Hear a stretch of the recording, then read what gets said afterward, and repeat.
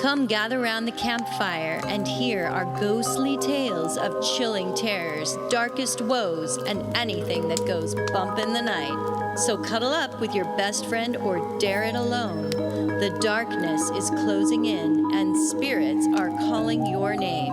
This is Fireside Phantoms.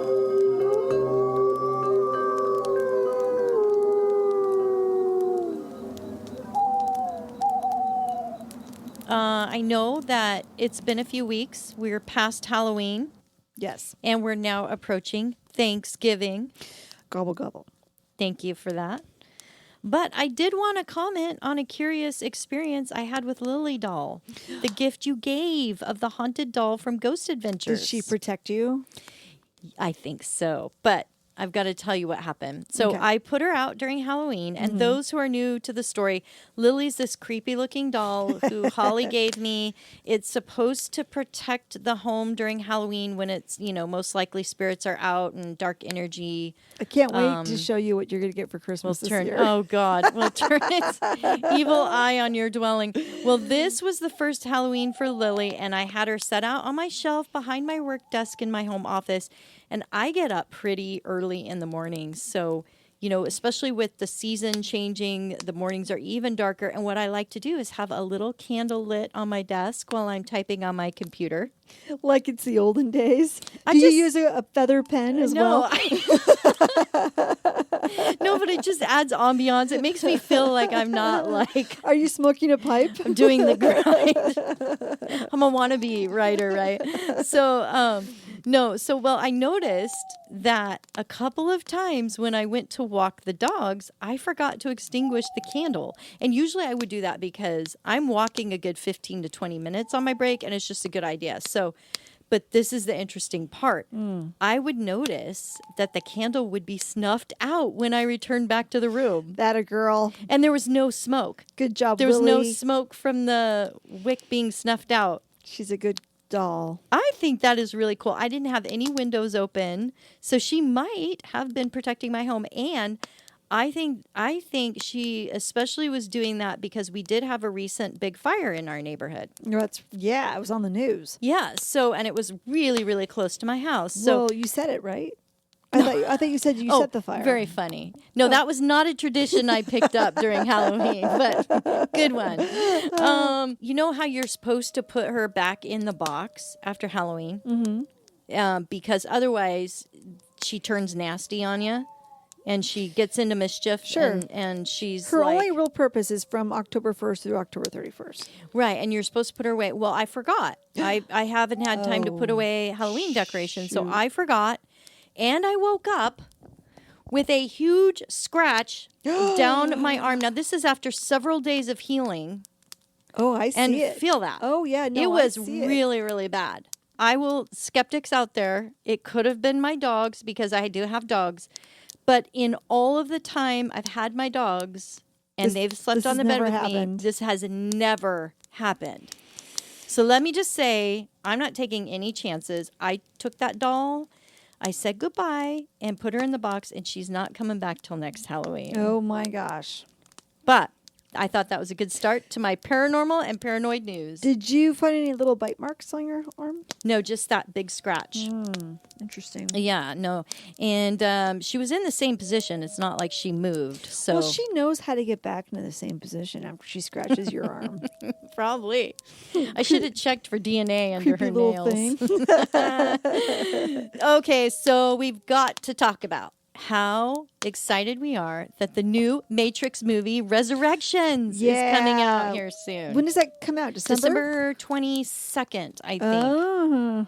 And I'm so curious what innovative ideas and technology they'll come up with this time, because your friend, my friend, our friend sent us this interesting interview with Sophia Stewart, and she is the franchise owner of the Terminator and the Matrix. Mm-hmm. And she said the Terminator is the prequel to the Matrix. And she blew my mind because she said Sarah Connor is actually Neo's mother. I mean, she... I have never heard that before. I had never thought about that bridge either. Yeah. Huh. Isn't that weird? Sarah Connor is Neo's mother. But isn't that John Connor? Then why is Neo named Neo and not John Connor? But oh well. We'll just have to watch the movie. Does that mean Arnold Schwarzenegger is going to be in the new Matrix I film? have no idea, but I am so excited. Wow. And of course, the part I really loved, besides the idea of the Matrix itself, which was really just a documentary about our real world and how it really works. But we didn't know that then. But how amazing is it that Neo could literally stop time and slow it down so that he could move out of the harm's way with the bullets flying at him. And he could always figure out an escape path, that sort of thing. So it got me thinking, I should research stories about anyone having this type of experience. Literally observing time stopping or going in slow motion. Oh, that's a good idea. Guess what? I found some pretty cool stories. Did you? And this is so frustrating because I wish I could remember who the guy was, but it was this like motivational speaker that believed in like manifesting. It could have been like some guy from The Secret, like the movie The Secret. I kind of think it was one of those dudes, but the story really stuck with me. And he said as a kid, he had this strange experience. He was running across a field. He was going really, really fast. And at the last second, he saw a hidden hole in part of the field. And it wasn't clearly visible to him. So he knew it was too late for him to slow down or stop. And he said it was as if time stopped and he approached the hole. He could see himself in two realities. Wow. One where he stepped into the hole and saw himself breaking his leg. Okay. And then at the same time, he saw himself barely missing the hole by leaping over it and landing without breaking his stride on the other side. The whole time he was thinking, I have a choice. And he was running, and it was in very slow motion. So he could think out this whole process. So he chose, of course, to leap over the hole and land safely on the other side. And after he crossed the hole, time sped back up for him. Was he high? I don't know, but I just remembered him telling that story, and I was like, that is so cool. The BBC had a couple of interesting articles regarding people's personal experience with this phenomena. One person's experience I read said he was taking a shower and water droplets just froze in midair. In this case, the man was seriously freaked out, and he went to the hospital to get himself checked out because he thought there was something neurological going on. Oh, yeah. And as it turned out, he had suffered an aneurysm. Really? Yeah. And he didn't know it. But they had done scans, and he had actually had an aneurysm. Oh, wow. So, wow.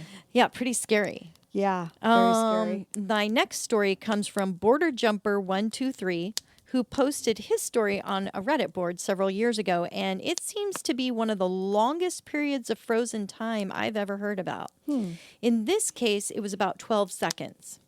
He said his family was with him on a short family vacation about 30 minutes from reaching their destination on a return trip from San Antonio. I like San Antonio. I do too. I've never been there. I'm just saying it sounds fun. Yeah. I like it. It's a cool town. They were driving through a small city they all knew pretty well and were just crossing a busy intersection when he said a flash lit up the window about 30 feet in front of the car.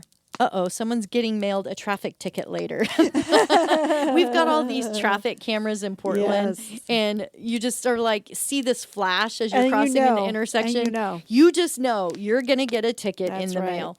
But no, he said that it caused him to close his eyes, the bright light. And when he opened them back up, they were stuck in traffic.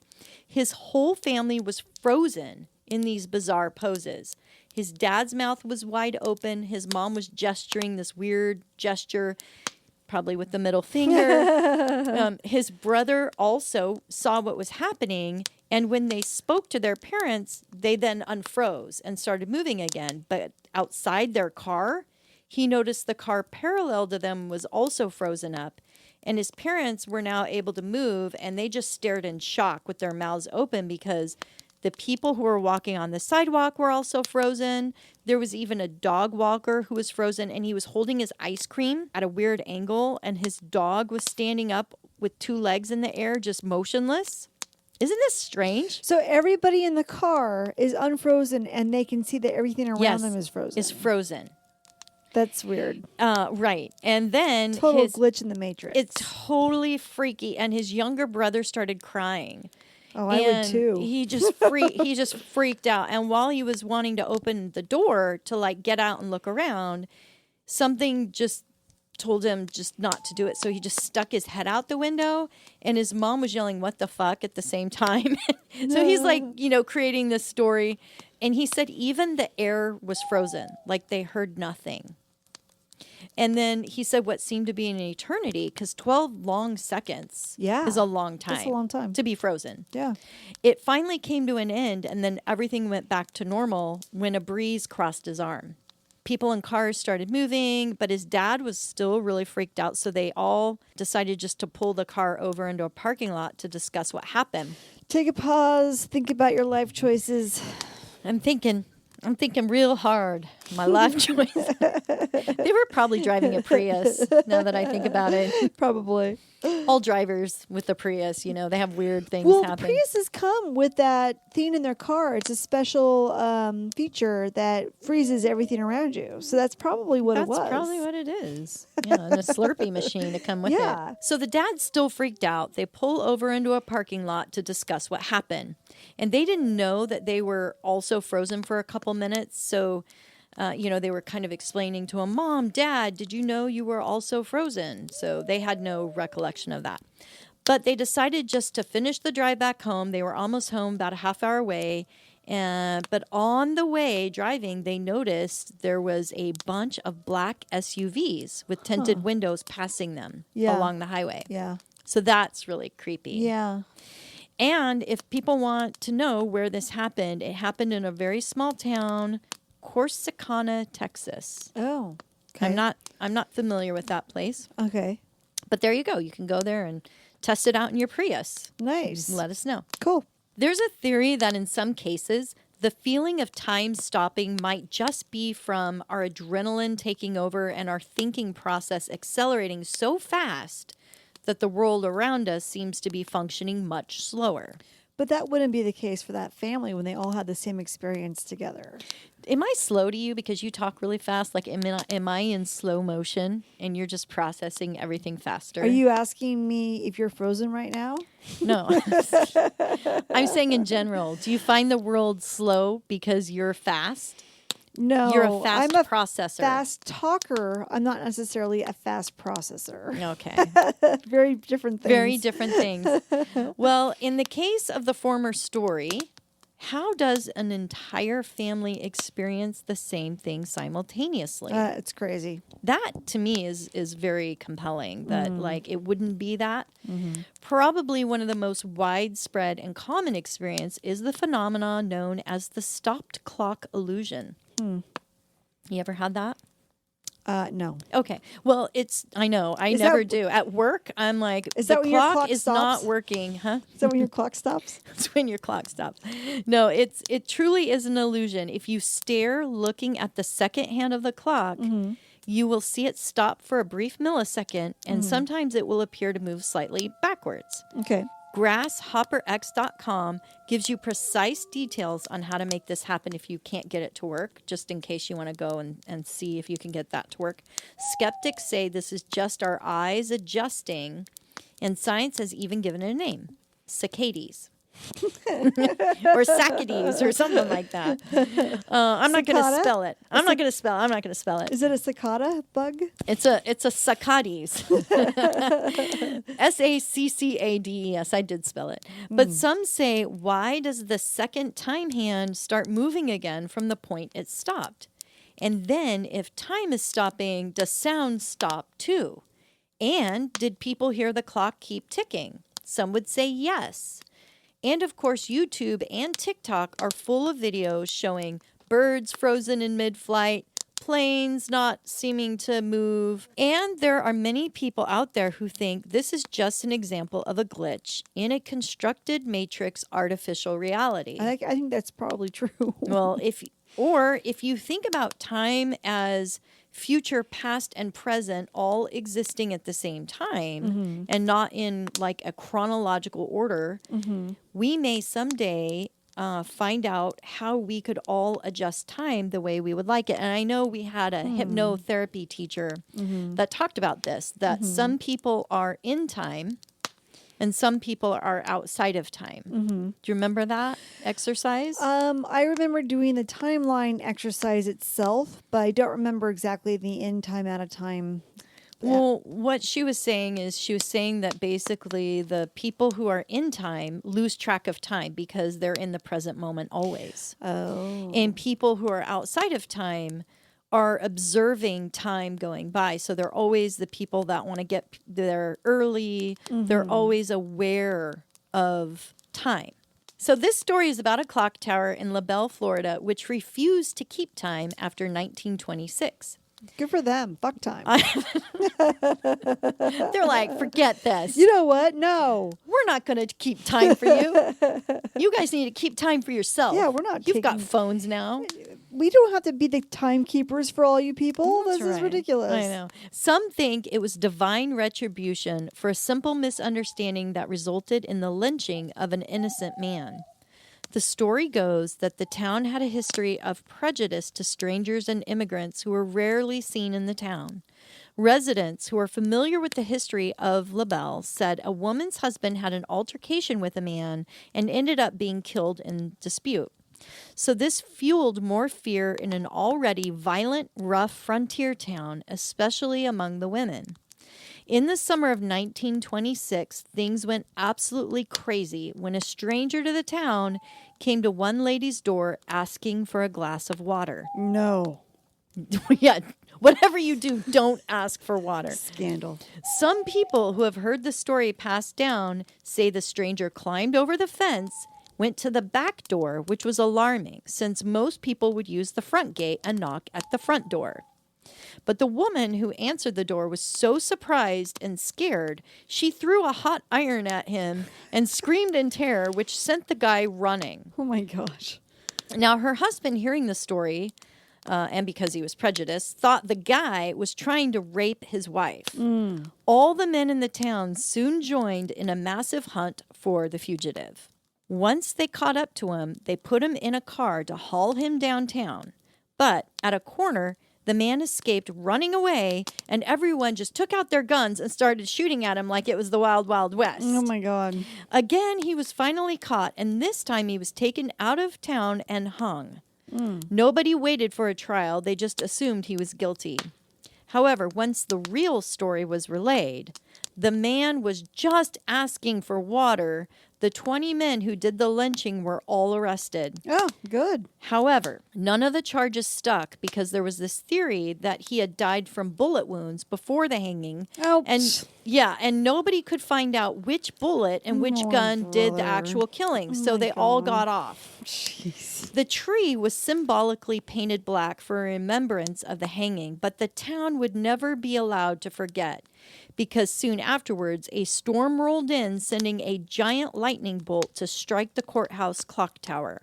Just like in Back to the Future. I know. I was thinking of Back to the Future the whole time. Yeah. The giant bell started tolling, and the vibrations could be felt throughout the town. The jolt of electricity damaged the inner workings of the clock, and the county officials, being so proud of their clock tower, quickly raised funds to repair the clock, but then soon after it was fixed, it happened again. Right when the very next storm rolled in, it struck it again and again and again. Something tells me that was not a coincidence. Right. It damaged all the repairs that were previously done. Good. Okay, Holly. That's right. You strike them down. Too bad he couldn't have struck each individual person. I know. With his thunderbolt. So the experts were called in to repair the clock again, and the wiring was replaced. Lightning rods were even added across the courthouse roof and tower, but once again, with the arrival of another storm, the clock was struck and broken. Heck yeah. Isn't that weird? Where was this at again? LaBelle, Florida. Really? So they get a lot of storms down there, but even with lightning rods, it decided, nope, it's going to strike that clock. It wants the clock. Yeah. And so the people in the town were really freaked out They were suspicious and knew this could not be a coincidence, that this clock should probably never be fixed. Yeah. But the town commissioners couldn't be persuaded, so they set out to repair it again. Oh, my God. However, time to vote on new people. Yes. In 1929, when everyone was out celebrating the 4th of July, a terrible storm quickly arrived, catching everyone off guard. Mm-hmm. People heard a gigantic crash and rushed to the courthouse. Lightning had once again struck the clock tower, but this time it was different. A huge section of the cornerstone had come down from the top of the tower, collapsing part of the roof and coming like a missile straight down as a direct hit to the judge's bench in the courtroom below. Oh, nice. As if, like... God is pissed. Yeah, pissed off. Yeah. This time, the whole town freaked out.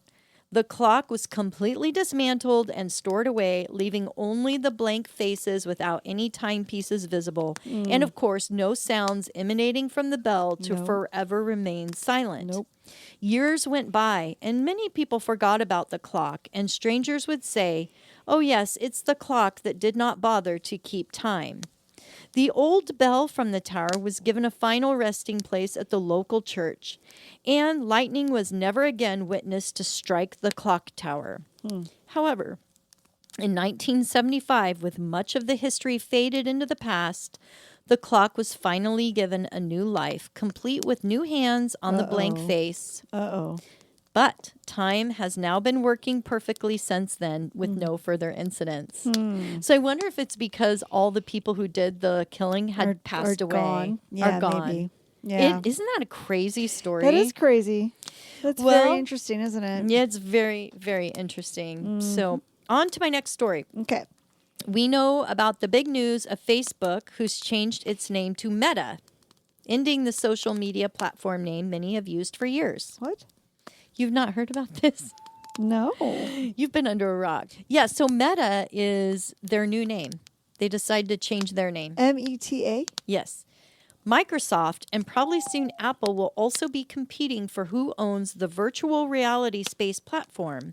But Mark Zuckerberg has made no qualms about wanting to be the sole owner, and he gave an in-depth presentation/interview on what this meta space will entail a couple of weeks ago. He describes it as a set of virtual spaces where you can create and explore with other people who aren't in the same physical space as you. Some think this will create lots of millionaires because you can visually share digital portrayals of art or creations known as NFTs, which will grow in value in your fake metaverse world. So it's like Second Life. And I've only played it once or twice, but essentially it's an entire universe that is created. Mm-hmm. You can have whatever avatar you want.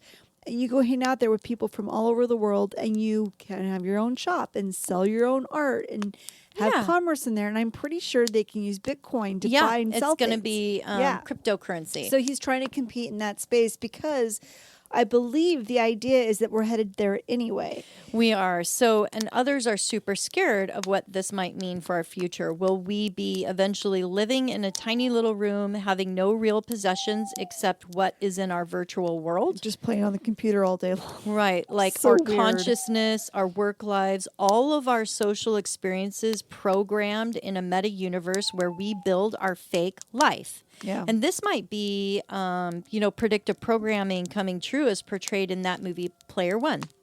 I haven't seen Player One. Okay. Well, this movie oddly resembles what Mark is showing that Meta will become in the near future. Mm-hmm. I know many employees might be happy about the fake avatars for their company meetings, but I won't be happy eating fake donuts. And I wonder if my fake avatar, like if we stand too long at the water cooler, if we'll get written up. Do you have to keep your avatar moving and like showing that you're like doing work, or like what is that? Or you just appear like online Zoom meetings as your avatar? You won't have a job.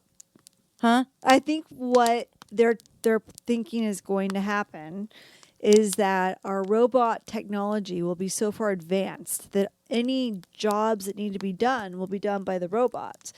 And that we will be living with, if they can just kind of get an idea of meeting our basic needs of shelter and food and, power, like electricity and stuff, and medicine. And don't forget tarot cards. We need our monthly decks. Sure. But you get everyone in their little hive, in their little apartment or whatever, and the robots provide the food, and the robots provide the medicine. And that will leave us with nothing to do. So what the idea is, you'll go onto the computer and all of society will be on computer and you will develop your own avatar. No. You can look like whoever you want to look like. You can be whoever you want to be. And because people can't really see you, you can get engaged and married online. But I don't want to be in a fake world. You and I will be dead by the time all this happens. But anyway, that's the theory as to where we could be headed with this technology that we have that's advancing so fast. It's strange to me that people would rather live in a fake reality than in a real reality. But I guess we're spending so much time on social media anyway. But you know what? I don't think I can adjust to it. Maybe your body finally adjusts to that type of world. But I know when I put on those virtual reality glasses or anything like that, I get motion sickness. It doesn't work for me. It's too overstimulating. It's not meant for our generation. No, I guess not. But he seems to think it's going to be a lot sooner than what you think it is. It'll be like 2030. Well, think of how fast our technological industry is developing and evolving. Yeah, it could be that fast. Sure, why not? Before anyone else claims it, I'm building a Hogwarts virtual reality. See? I'm going to be Hermione. You would live in Harry Potter land. I'm online. going to. You can be Luna. I'll let you be Luna. I don't know who Luna is. Okay, so I identify as serial killer Michael Myers. Oh, okay, so you're not welcome at Hogwarts. No. Then you're on the sad. My avatar will be a. You're in Slytherin house for sure. A blank-faced serial killer. Oh, great! That's what I will be. Okay, so have you heard about the Wizard of New Zealand? Everybody has. Have you really? No. Oh, I'm like really shocked. I'm like, wow. No, I have not. Okay, because I have never heard of this, but his birth name is Ian Brackenbury Channel, and he has officially been called the Wizard for over 2 decades in Christchurch, New Zealand. I want to call him the Wiz. He has recently been in the news because apparently he was on the payrolls of the government for years and has recently been fired last month in October. In 1974, Ian Channel started to make public speeches on a ladder set up in the cathedral square. The city council tried to arrest him then, but he was way too popular with the local people who loved his spectacle as he was dressed in full wizard attire with a pointy hat and black robes and white beard. He would regularly perform spells for the benefit of the community and also rain dances. Under the blessing of the local mayor, he would do fantastic stunts like skydive while chanting a spell for a rugby match. Awesome. And riding a gondola with his wizard apprentices, 42 of them in all, if you can imagine them all crammed in a gondola. That'd be amazing. Yeah, so the New Zealand Art Gallery Association declared him a living work of art and appointed him to the official title of the Wizard of Christchurch. And in 1990, the Prime Minister of New Zealand, who personally knew him, also declared him the official Wizard of New Zealand and gave him an annual salary of $16,000 a year for services pertaining to spells and other wizard-like services, including promotional work featuring Christchurch for tourism. Do you remember back in the day when people would be burned at the stake for putting on spells? Exactly. This is such a weird change of events. Such a change. New Zealand, you're so open-minded. There's going to be a lot of lawsuits from witches who are like, what the hell, man? They're like, I did spells for the community. Nobody thanked me. So he was at the reopening ceremony of the Oamaru Airport in August of 2006. He claimed to have spoken a spell that broke up a thick fog, which was preventing any airplanes from landing. And he was also awarded the Queen's Service Medal in 2009 for his work in the community. So he's also like doing community work and things like that. He's very popular. Well, after the huge earthquakes hit Christchurch in 2011, the wizard announced his retirement, saying the era had come to an end and his beloved church was going to be demolished because, with the damage incurred, they couldn't save it. However, he continued to collect his salary annually, and it was announced formally that the New Zealand Council voted to end their contract with the wizard, stating that after 23 years, nobody is immortal, his spells didn't work, earthquakes keep happening, along with COVID, and all of the other horrors of New Zealand. So he was a fraud. So he didn't turn out to be Gandalf. And it said he understands, but has appointed a new apprentice, Ari Freeman, who's a punk band performer. And he hopes that Ari will continue the tradition after his training is complete. Their tradition of making sure that he can stop nothing from hitting New Zealand. Right. And Ari has been studying with him since 2014, so I guess he's gotten pretty good. So I don't know if he's a real wizard. Wizardry, whatever that entails. Oh, my God. Okay, no. So my final story is also along the lines of wizardry and magic. It was told by a TikTok user at Sam_DO11. You might want to write that down because that's DO11. It almost looks like Sam Doll, but then when I looked at it closely, it's Sam_DO11. Yeah, she said that when she was young growing up in Toronto, Canada, instead of inviting a clown, the popular thing to do was to hire a local magician for entertainment. Oh, that'd be cool. I know, I would love that. Yeah. Her friend Tori, who was turning 14 at the time, had a magician there at her birthday party, and his name was Mysterion.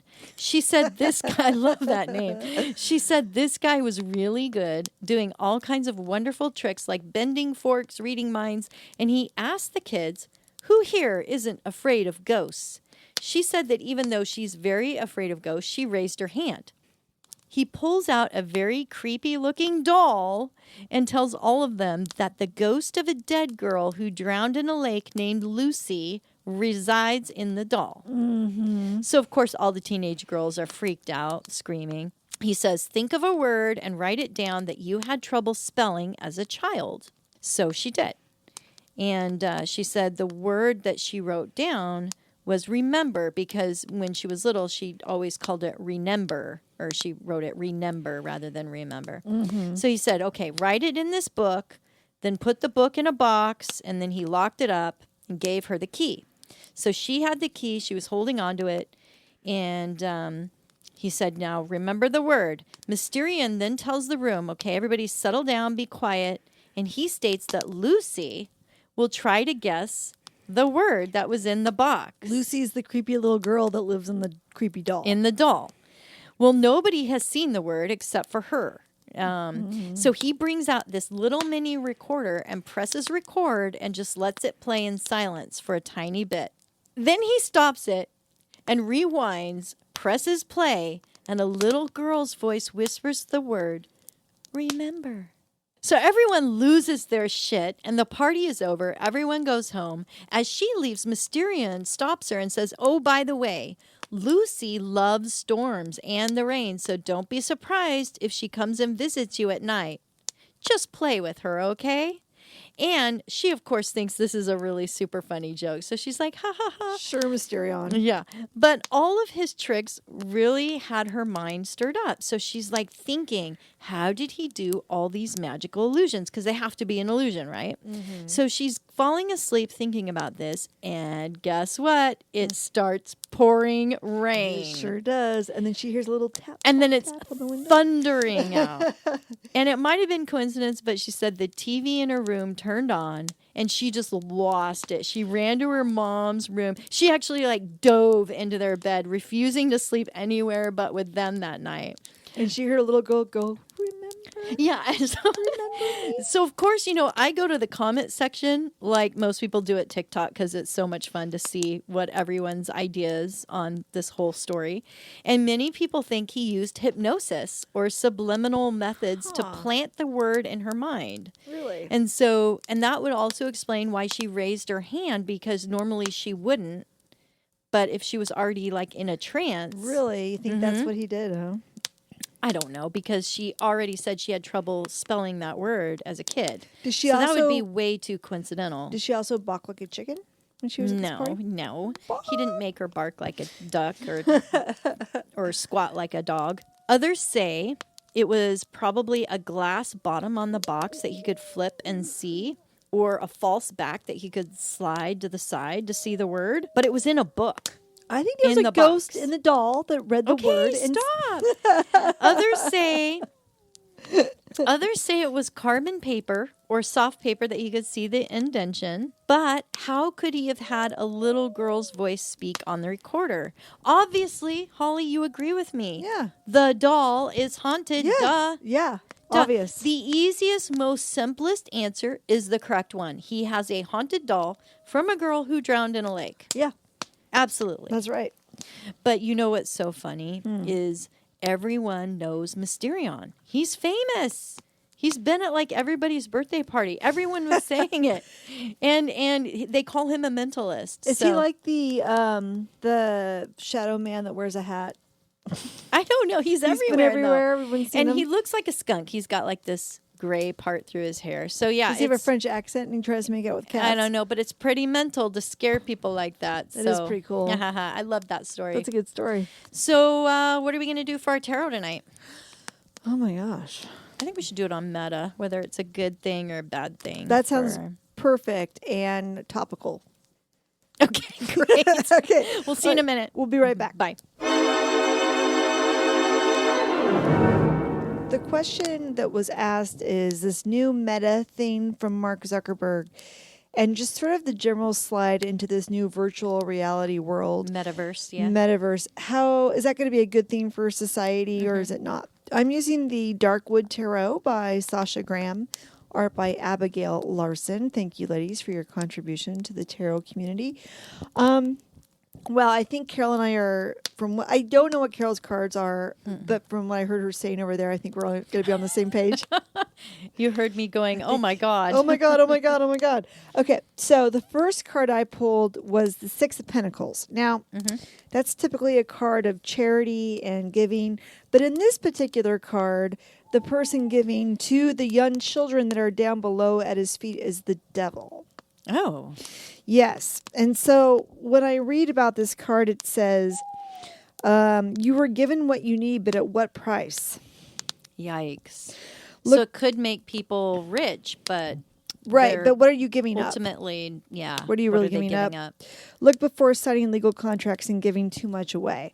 So I think that is a direct, be careful that you're making a deal with the devil by signing up for living online and being involved in that level of all the time. The next card I got was the Three of Cups reversed.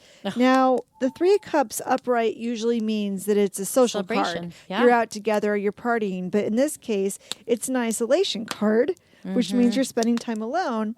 And in the book, it says, humans are hardwired for social interaction. It feels good to be part of a group, to find a tribe. Right. And hold feelings of connection and belonging. Are you sacrificing any part of who you are to fit in? Are you joining inclusivity based on keeping others out? So this tells me that going online into the meta universe, you're going to be finding your tribe. It's going to become very tribal. But you're also very physically isolated, even though you're connecting online.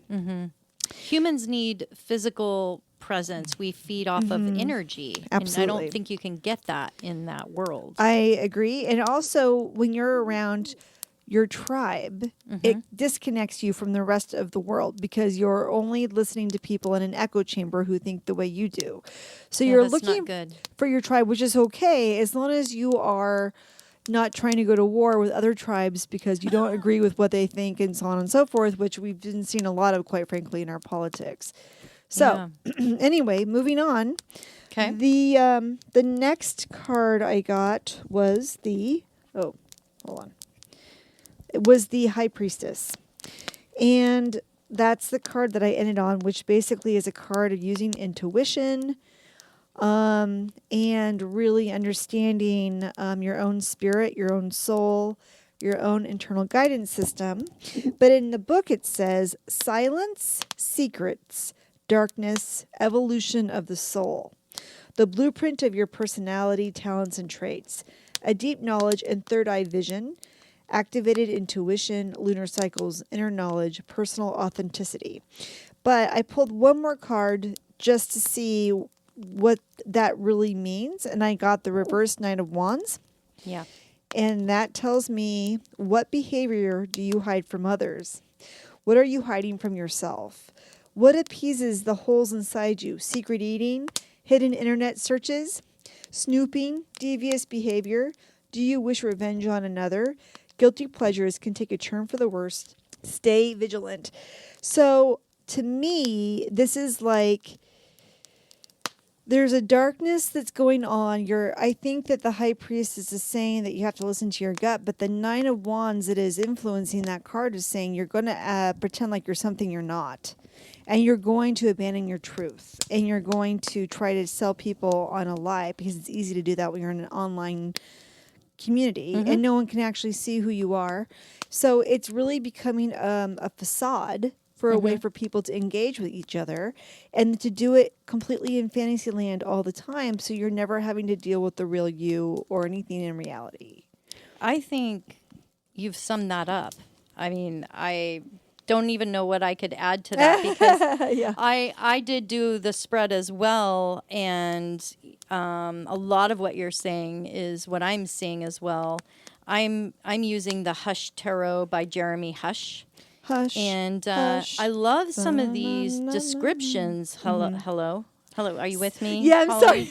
I got distracted by the name of your tarot deck. Okay, and I feel like some of these descriptions just need to be read as is, because it's really very poetic about what they're saying.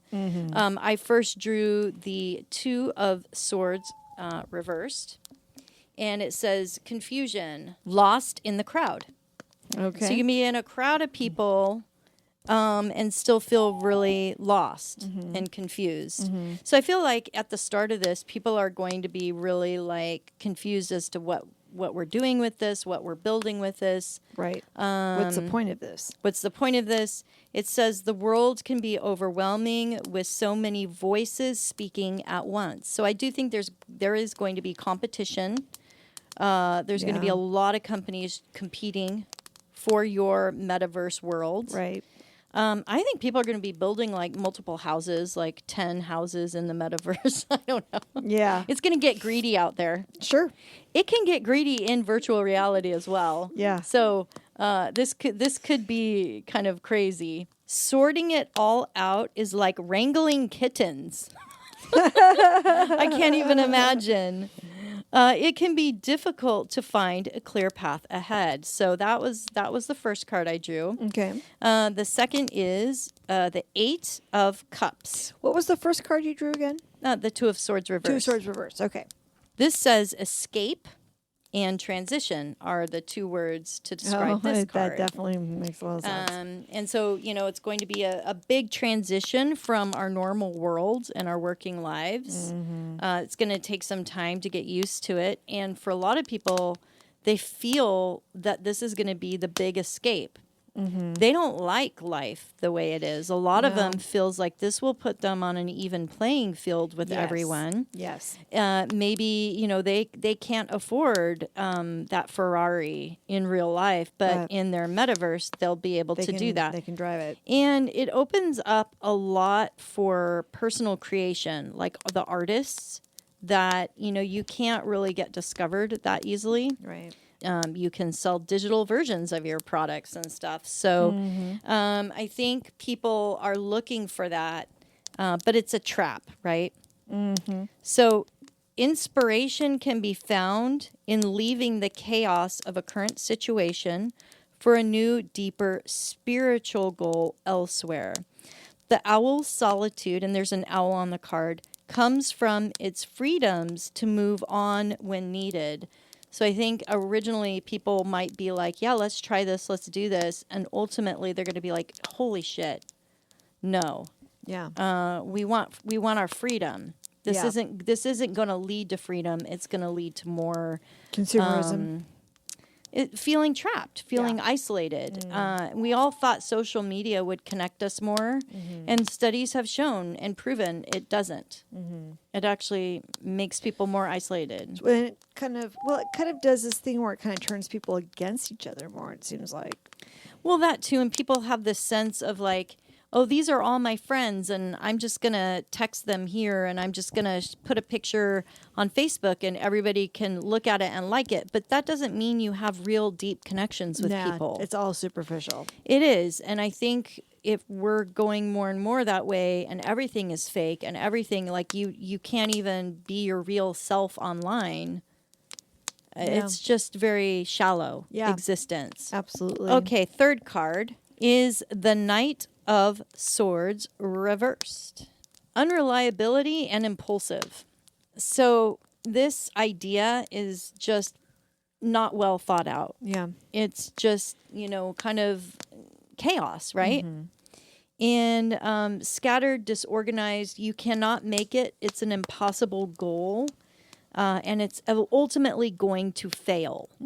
So maybe people just decide to kill it like they're killing other things out there. Yeah.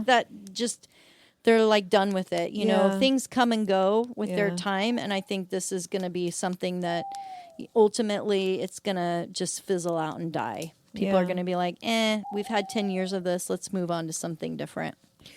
It also seems like the people who create these products, they will come up with these brainchilds and things, and doesn't seem like, maybe they do, but it doesn't seem like they stop and think about repercussions of what they're going to create.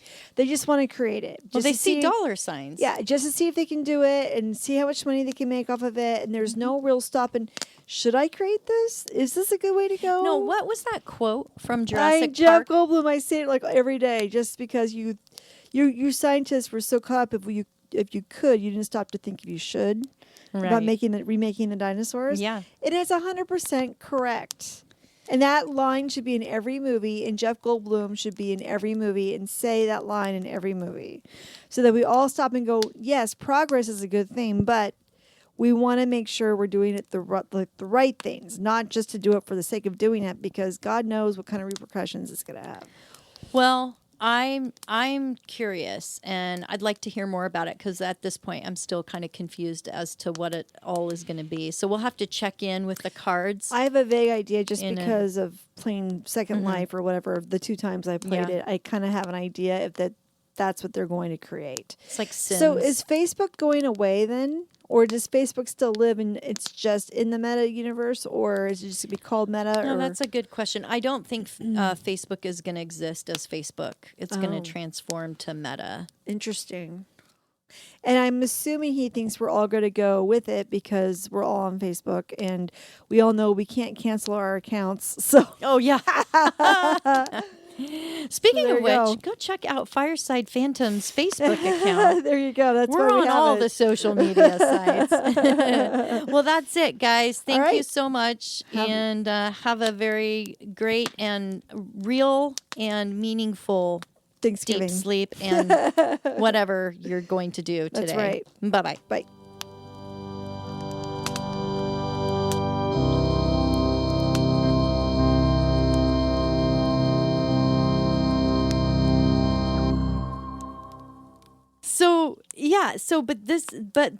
But the morning, and okay. I make my 91-year-old father and my 83-year-old mother drive me around. No. How much longer until we get there? There's this theory that in some cases, the feeling of time stopping, there's a theory, Holly. Yeah. This was divine retribution for a simple What just happened? That was your phone getting a text God message. Dang it. Competing for who owns the virtual... Sorry, Josh. Actually, I got to do it in a little girl's voice. Remember. Okay, here we go. Josh, I got it. Here's the perfect one. Please, sir. Remember. No. I'm going to do it again. Okay, ready. Here's the word. And plays a little girl's voice whispering. Wait. Then he stops. You're not going to be able to do this. Okay. So then he stops it and rewinds, presses play, and a little girl's voice whispers the word, remember. Every It's too sexy. Then he stops it and rewind presses play. Does that make sense? Yes, it does. Okay. As the flames die down, do remain undaunted. Though all hitchhikers are ghosts, And all dolls are definitely haunted.